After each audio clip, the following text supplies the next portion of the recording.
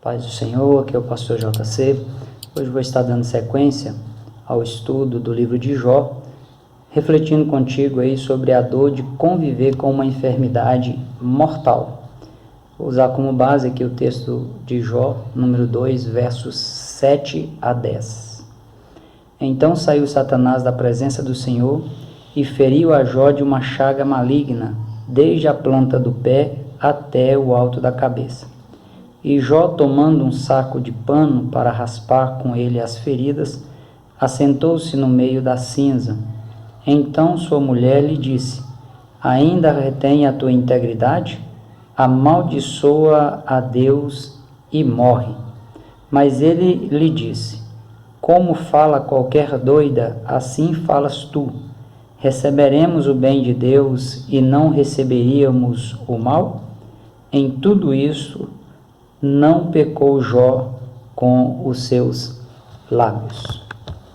Observando aí a história desse personagem bíblico, ele, depois de muitos anos de trabalho, em menos de meia hora, vários acontecimentos estarrecedores sobrevieram sobre a sua vida e levou tudo que Jó possuía, deixou Jó aí na lona. Como os 4 cavaleiros apocalípticos, 4 colaboradores de Jó lhe trouxeram essas notícias trágicas, tornando-o aí ciente de que ele havia perdido todo o patrimônio financeiro, havia perdido também quase a totalidade dos seus empregados e também os seus 10 filhos. Jó, ele teve aí de se adaptar a essa nova realidade de vida. Ele teve que aprender a se comportar em um clima que ele ainda desconhecia. Ele nunca havia vivenciado algo parecido aí na sua vida. Após essas graves percas que Jó sofreu, o hipocampo de Jó, com base aí no seu relacionamento com Deus, no qual havia formado aí a sua personalidade, o hipocampo de Jó decidiu que Jó manteria a sua fé viva e também manteria o sentido da vida. É inegável que Jó, ele foi machucado. De todas as formas que você pensar, ele foi machucado. Foi ferido emocionalmente e durante muito tempo ele carregou aí na sua alma uma dor muito profunda, como muitas pessoas têm carregado ainda hoje. Mas a vida dada por Deus, ela permite ao ser humano, assim como permitiu a Jó, ela permite ao ser humano a recomeçar quantas vezes for necessário. Jó é a prova viva, a prova contundente que, apesar de qualquer tipo de dor que o ser humano venha sofrer, qualquer tipo de conflito que ele venha conviver, qualquer desgraça que lhe aconteça na sua vida, o homem ele pode recomeçar de novo, desde que a pessoa processe aí as suas emoções aí de maneira correta. Parece impossível a gente imaginar uma outra pessoa ter aí as mesmas reações que Jó teve, a forma como Jó reagiu no meio dos sofrimentos, no meio dos conflitos, no meio aí das adversidades da vida. Qual foi o grande segredo que fez com que Jó permanecesse firme? Você pode observar dentro do contexto do livro de Jó que o grande segredo foi a fé inabalável que Jó guardou, preservou no seu coração. Mesmo depois dessa avalanche de problemas, no momento aí em que Jó ele estava talvez se preparando para recomeçar a sua vida, para reerguer, uma nova adversidade lhe arromba a porta sem pedir licença. E o que aconteceu na sequência de vida de Jó não foi algo fruto aí de um estado depressivo, uma doença psicossomática, o fato dele ter perdido os filhos, perdido os bens, não foi nada disso. Jó foi atingido, como você percebeu aqui em Jó número 2, versos 7 a 10, ele foi atingido por uma enfermidade mortal. E quando analisava, não havia causas prováveis para essa enfermidade ter aí atingido Jó. O pior é que a doença mortal o atinge no momento mais vulnerável da sua vida, sem dinheiro, sem patrimônio, sem amigos, perdeu os filhos, angustiado e com uma profunda sensação de vazio na alma. Olhando o sistema público de saúde daquela época, a única coisa que o sistema público de saúde da época de Jó pôde oferecer a ele foi aí um atestado de incapacidade de convivência social. Jó teve que sair para fora dos portões da cidade, dos muros da cidade, e tentar sobreviver sozinho, sentado nas cinzas, vendo seu corpo sendo dilacerado aí quando ele se coçava com os cacos de telhas. Só restava duas alternativas para Jó. Ele se entregaria de forma impotente e morreria, ou então ele se colocaria nos braços de Deus e confiaria que seria amparado, que seria preservado por Deus ao manter aí a sua fé inabalável. O ser humano precisa estar atento de forma prioritária. Essa atenção deve ir além dos bens materiais, além da família, além dos amigos, além da saúde.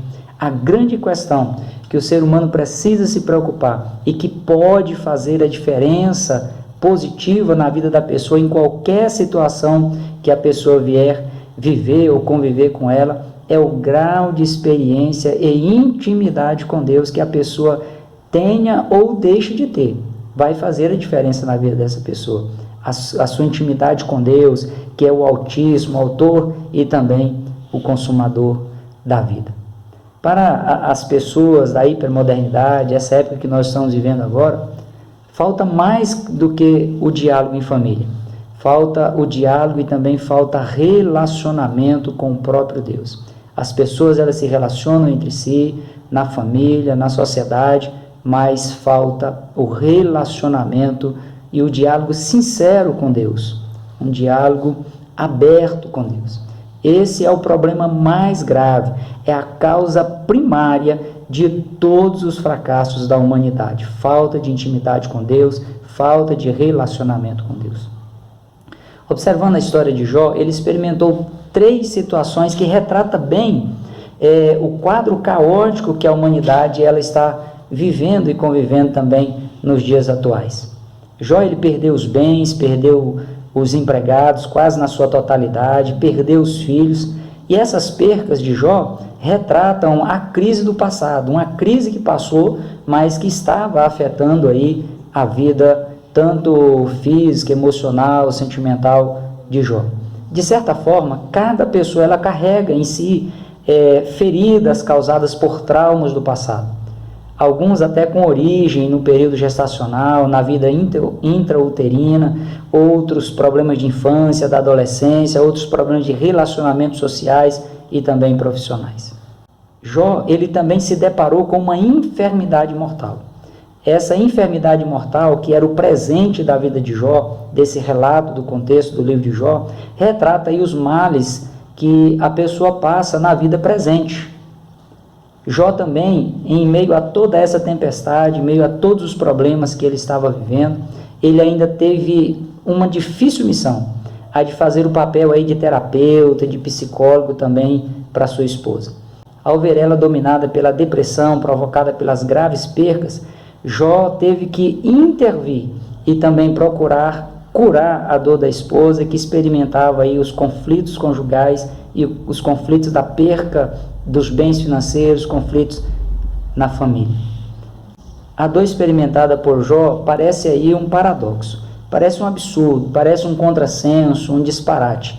E, ao mesmo tempo, foi essa dor que Jó estava experimentando que foi a brisa suave para abrandar as tensões da esposa, para aliviar o sofrimento e consolar a esposa, esse ser humano em uma situação de maior fragilidade emocional. No fundo do poço, ele, no momento mais vulnerável das suas emoções, da sua vida espiritual, Jó ouviu da sua esposa as palavras mais terríveis que ele poderia ter ouvido em toda a sua vida. Sem riqueza, sem honra, sem filhos, vendo seu corpo ser consumido pela lepra. Ele viu e ouviu a esposa abrir a boca e com uma amargura muito grande no coração, ela dizer: ainda te conservas a tua integridade? Amaldiçoa o teu Deus e morre. Essa é a pior palavra que uma pessoa pode dizer a alguém que é fiel ao Senhor. A proposta de amaldiçoar a Deus, feita pela esposa de Jó, se ela fosse aceita, seria o fim da vida de Jó, seria também o fim da fé de Jó. A esposa de Jó, ela estava afirmando que era melhor deixar de acreditar em Deus, era melhor ser um ateu. Ou seja, você deve morrer, só o suicídio vai aliviar a sua dor, vai resolver o seu problema. Mas o que levou a esposa de Jó a dizer essas palavras com tanta amargura? Quais foram aí os verdadeiros motivos que levaram aquele desespero tão grande? O sofrimento que ela estava passando eram os mesmos sofrimentos pelos quais Jó também sofria. Mas o que deixou a esposa de Jó tão vulnerável? O que pode te deixar também tão vulnerável?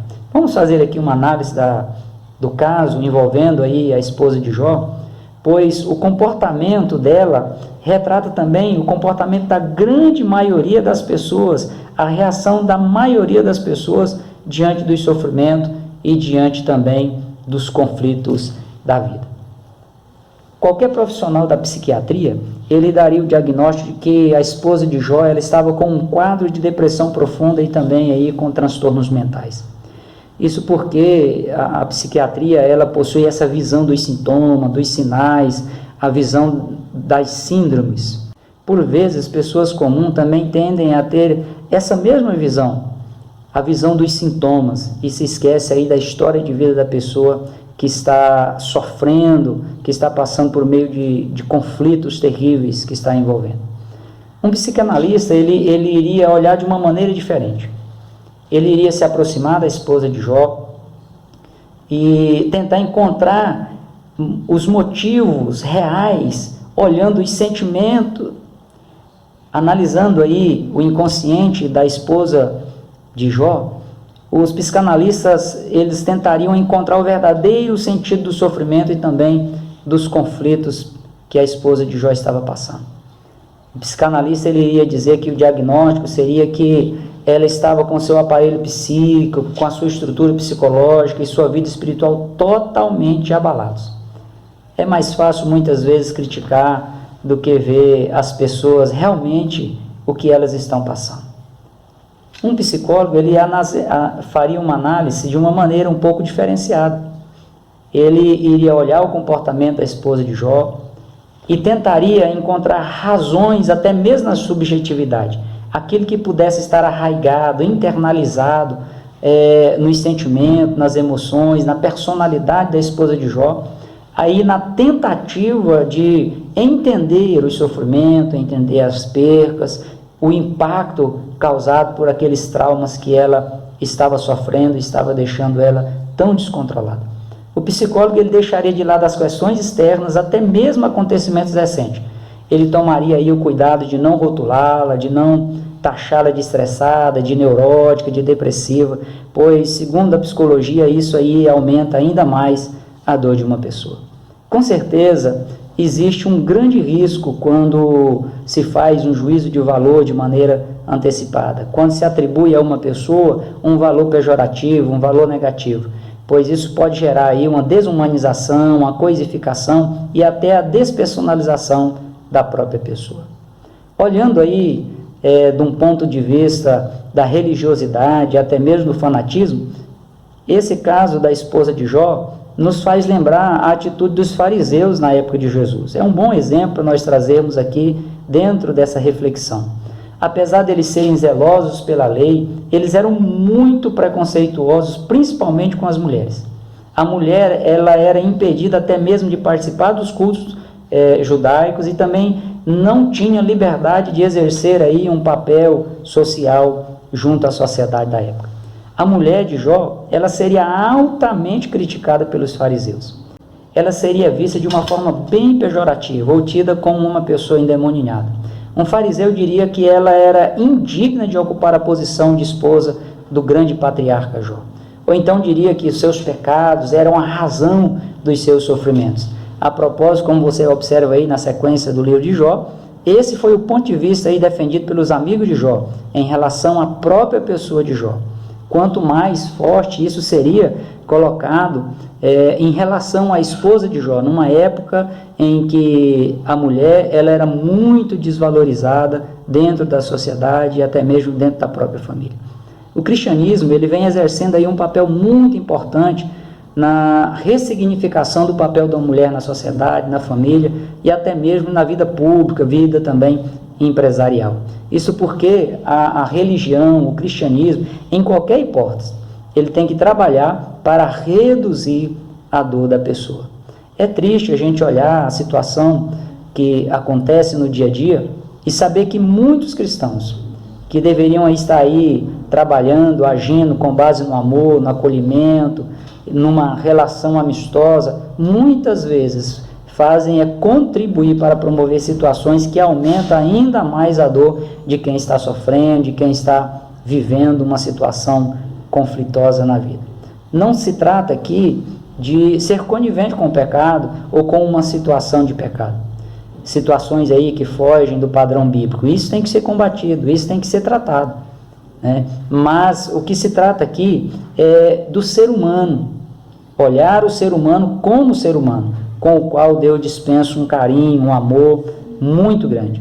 Se uma pessoa acenar aí pedindo ajuda dentro do contexto cristão, essa pessoa ela precisa ter uma mão estendida, uma mão amiga, ela precisa ver e receber a oferta das alternativas bíblicas para a mudança da sua vida. Ela precisa ser acompanhada. Por último, analisando contigo aqui, a questão da visão do senso comum, olhando aí o caso da esposa de Jó. O senso comum é a visão popular que a sociedade tem e também promove vários pontos de vista em relação aos acontecimentos do dia a dia. De um modo geral, a sociedade ela prefere emitir um juízo de valor do que ver a realidade dos fatos. Olha algo e já imagina alguma coisa e já tem aquilo como se fosse uma verdade absoluta. Isso é comum. E com certeza, como acontece nos nossos dias, teria acontecido com a esposa de Jó. Muitos aí preferem taxar uma pessoa de depressiva, de sociopata, de psicopata, de anorexia ou de tantos outros adjetivos pejorativos do que tentar, de fato, ajudar a entender a história de vida da pessoa, entender os seus conflitos e também entender tudo o que a pessoa está passando nos seus momentos de sofrimento, nos seus momentos de conflito. Como Jó reagiu diante daquela doença mortal e também diante do comportamento da sua esposa? Como foi a sua reação? Ele não emitiu juízo de valor. Jó apenas ele fez uma comparação do comportamento da esposa como se ela estivesse fora do juízo comum. Ele vai além dele apenas fazer essa comparação, falas como uma louca, não diz que ela era, ele ainda reconhece a soberania de Deus. Mesmo experimentando os mesmos sofrimentos que ela estava experimentando, mesmo passando os mesmos conflitos que ela estava passando, mesmo sentindo a mesma dor que ela estava sentindo, Jó manteve o seu equilíbrio, o equilíbrio de um homem íntegro, reto, temente a Deus e sábio para se desviar do mal. Jó número 2, verso 10, ele diz para sua esposa: você fala como qualquer doida. Recebemos o bem de Deus e não receberíamos o mal? Em tudo isso, Jó não pecou com os seus lábios. É como se ele dissesse: meu bem, você está irreconhecível. Você me acompanhou tanto, servindo a Deus, andando ao meu lado. Agora você tenta imaginar que nós vamos conseguir superar essa situação, superar essa crise, superar esse sofrimento fora da presença de Deus? Na realidade, Jó deu um choque de gestão aí na crise que a esposa estava passando. Jó deixa claro à sua esposa que as suas características, tendo em vista o seu relacionamento com Deus, a sua vida de serviço ao Senhor, ele deixa claro à sua esposa que as suas características eram características de uma pessoa em plena santidade mental, de uma pessoa guerreira, e que no momento de dificuldade que ele estava passando, ele via aquilo apenas como uma forte adversidade e que ele iria superar aquilo na dependência de Deus. Como conviver com um problema implacável? Como conviver com um problema aparentemente insolúvel? Você já parou para pensar sobre isso? Jó, ele só conseguiu sobreviver porque ele manteve a sua integridade com Deus. Ele manteve a sua retidão, o seu temor a Deus e a sua sabedoria para se desviar do mal. E como diz o verso 10 de Jó número 2, não pecar com seus lábios contra Deus. Sua saúde física já havia ido embora, mas a sua fé continuava inabalável. Tudo que Jó havia experimentado em sua vida servindo a Deus estava apontando apenas para um Deus que é independente da sua situação conflitosa, independente do sofrimento, da dor que ele estava sentindo na alma. Deus continuava no controle de todas as situações. E a sua vida, Jó, ele deixou claro que ela continuava aí nas mãos de Deus. Sua comunhão com Deus o fazia aproveitar a oportunidade de superar a crise, de superar os sofrimentos, de recomeçar, de sonhar, de continuar na dependência de Deus. Enquanto a pessoa tiver a comunhão com Deus como sua prioridade de vida, a pessoa vai conseguir ter discernimento, ter força, ter sabedoria para permanecer firme e para se desviar do mal. Para se obter ajuda nas situações mais adversas que uma pessoa passar na vida, na mesma proporção, essa pessoa precisa querer ajudar outras pessoas. A grande questão tem sido que as opções que são apresentadas à luz da Bíblia, em conformidade com a vontade de Deus, na maioria das vezes, deixam de ser vistas pelas pessoas como uma solução de fato, como uma solução real, como uma solução possível. Essas opções apresentadas pela palavra de Deus, em grande parte das vezes, são vistas pelas pessoas como um impedimento a um relacionamento imoral que, apesar de ser lindo no momento, pode representar a destruição que virá e que deixará marcas profundas na vida de uma pessoa. Olha, uma pessoa, ela só pode de fato ser ajudada se ela aceitar a ajuda oferecida por Deus através das orientações bíblicas, através das lideranças levantadas por Deus. E observando também os sintomas experimentados na vida. Antes de experimentar as consequências, ou dessas consequências serem internalizadas na vida da pessoa, a pessoa pode obter ajuda, pode superar, pode avançar, pode conquistar, pode fazer como Jó, manter a integridade, manter a retidão, manter o temor a Deus, manter o senso de justiça e a sabedoria para se desviar do mal.